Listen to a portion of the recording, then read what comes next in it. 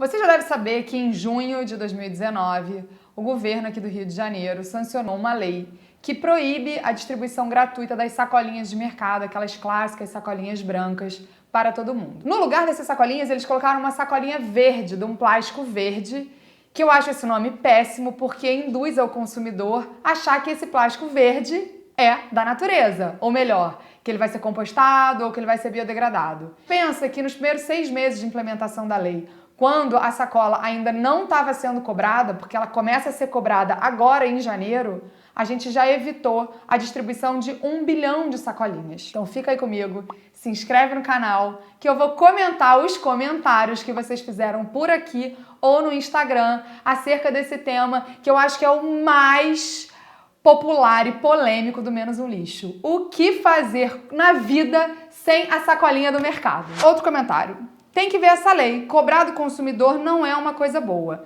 Pois no supermercado não é só a sacolinha plástica que levamos para casa, e sim vários tipos de plástico, embalagem de alimentos tipo carne, arroz, aveia. Isso deve ser cobrado do estabelecimento e não do consumidor. As famílias com vulnerabilidade não têm sequer condição de ficar comprando sacola. Bom, vamos lá. É muita ingenuidade a gente achar que antes essas sacolinhas não eram cobradas da gente, né? Quem pagava essa conta era a gente. Só que ao invés de a gente pagar claramente, eles pegavam assim: a gente gasta R$1 milhão por mês com sacolinha. Então a gente vai diluir isso sabendo que uma pessoa compra em média 5 produtos, a cada 5 produtos, então a gente vai diluir esse custo, 5 produtos é igual a uma sacolinha. Então a gente estava pagando, só que no custo dos alimentos. Agora, pela lei, eles só podem cobrar exatamente o preço de custo, que é um outro comentário. Eu entendo que seja necessário, mas não compreendo porque cobrar do consumidor continua sendo plástico e o mercado é quem ganha. Então, o mercado não ganha porque eles não podem ganhar. Só que eu concordo que continua sendo plástico. E nesse caso, eu acho que não é legal a substituição de uma pela outra, no sentido de impacto ambiental do plástico. Mas o fato de ser cobrada faz com que já tenha tido uma grande diminuição, porque as pessoas começam a levar suas ecobags, elas começam a levar outras sacolas. Eu sou totalmente a favor do meio ambiente limpo e saudável, mas ninguém se coloca no lugar das pessoas que comercializam as sacolas plásticas, as fábricas que produzem. Muitas pessoas vão ficar desempregadas se as sacolas não forem mais produzidas. Sou uma pequena empreendedora do ramo, tenho 2 filhas, uma casa para dividir contas com meu marido. Se o comércio das sacolas acaba, eu vou viver de que num Brasil com uma alta taxa de desemprego como essa? Nós queremos o melhor sim, mas temos que nos colocar no lugar de cada um. São muitas pessoas que colocam a comida na mesa através daquelas sacolas que destroem o meio ambiente. Não tem outro caminho. A China, o país mais populoso do mundo, até 2025 vai banir todos os descartáveis de uso único. Eu acho que a gente vai ter que começar a se adaptar a uma ideia de que os empregos de 2050 não foram criados ainda. São muitas as coisas que estão mudando. E nesse caso, a gente está falando de algumas pessoas que são empreendedoras e trabalham nessas fábricas. Essas fábricas vão precisar se adaptar, talvez para produzir sacolas de papel ou de outros tipos de plástico que estão sendo criados, que sejam de fato compostáveis, de fato biodegradáveis, e que a gente vai poder usar esse polímero. Mas na real, a gente tem que começar a pensar que talvez essa fábrica que tenha 10 pessoas, 20 pessoas envolvidas, o custo sistêmico para todo o resto da população e para todos os seres que não pediram para morrer asfixiados por uma sacolinha plástica, a gente precisa começar a pensar nisso. Quem paga esse custo? Essa, para mim, é a mensagem mais importante do milênio, se a gente quiser sobreviver, e principalmente dessa década. As nossas escolhas todas têm que ser em prol do coletivo. Senão a gente não sai daquilo que trouxe a gente até aqui. A gente vai ter que se adaptar. E no mercado acontece assim mesmo. A gente tem que se adaptar. Profissões, fábricas, produtos deixam de existir, se tornam obsoletos e outros são criados.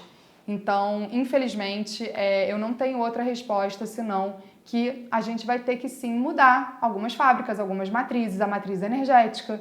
E quantos outros empregos estão surgindo justamente por conta dessa nova economia que está surgindo também. E essa, para mim, é a lei máxima do universo. Do universo, sim. Tá tudo em movimento sempre. E para terminar, eu acho uma palhaçada, bondade disfarçada que só vai beneficiar os próprios donos de mercado e os grandes fabricantes de saco plástico. Pobre não compra saquinho de lixo para descarte, não. Pobre reutiliza esses sacos de mercado. Agora vão ter que ceder a compra de sacolas plásticas e dar dinheiro para os grandes fabricantes. Afinal, onde vão jogar o lixo fora? Os mercados descartam uma quantidade absurda de plástico, engradados, refrigerantes, sem contar as frutas e legumes que eles já vendem cortados e são embalados em saco plástico e bandeja de isopor. Enquanto isso, tem vários bairros mais pobres da Baixada Fluminense que nem coleta seletiva tem, nem saneamento tem. Estamos de olho. Acho super importante essa colocação de que sim, a gente ainda tem um problema estrutural de coleta seletiva, de saneamento, de tudo isso. Como é que a gente resolve? Pressionando quem a gente elegeu. Esses pobres que não têm saneamento, que não têm coleta seletiva, eles votaram em alguém e esse alguém prometeu coisas para eles. É hora da gente cobrar dessas pessoas. Então eu acho que a gente tem que começar a exercer a nossa força de cidadão mesmo, sabe? Ir lá e cobrar. Imagina todo mundo unido, o quanto não consegue. Se a gente se unir e pressionar, a gente consegue mudar qualquer coisa. Esse é o primeiro ponto. O segundo ponto, eu já falei aqui em cima de outras alternativas, inclusive a compostagem, que ela é baratíssima. Você reutiliza latas de margarina, baldes desses grandes que os restaurantes se desfazem, né? Descartam. Sugiro até olhar a Revolução dos Baldinhos, que é um projeto lindo que foi feito numa favela, só de compostagem na favela para reduzir os ratos.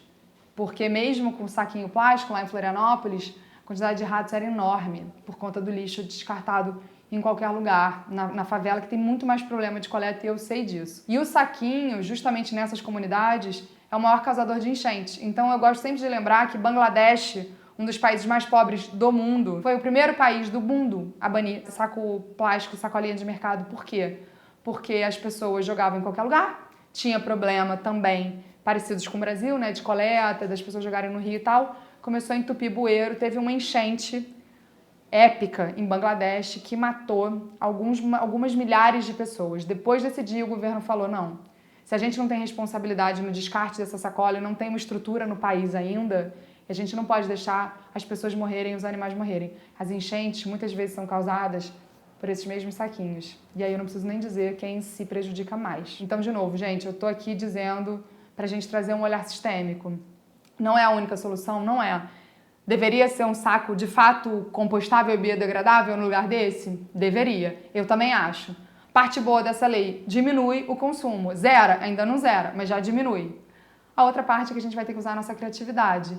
E olha que oportunidade para exercer o nosso papel de cidadão, se organizar nas associações de morador, se organizar nos bairros, se organizar com as pessoas que a gente conhece e cobrar daquelas pessoas que a gente elegeu que, de fato, elas trabalhem pra gente. Afinal de contas, nós pagamos os salários de todos os políticos do Brasil. Vamos lá, vamos começar a ver que juntos, de fato, não somos mais fortes, somos imbatíveis. Espero ter ajudado, aguardo os comentários, sei que esse tema é polêmico e peço novamente para a gente tentar ter uma visão sistêmica das coisas, porque se a gente tiver uma visão muito curto prazo, e lembrando que a gente sempre descartou resíduos a vida inteira, antes dos últimos 50 anos, sem saco de lixo, plástico. Não esqueça que a gente criou um site com várias outras respostas a várias perguntas, soluções e o cupom de desconto para quem quiser comprar as sacolinhas biodegradáveis da Oeco.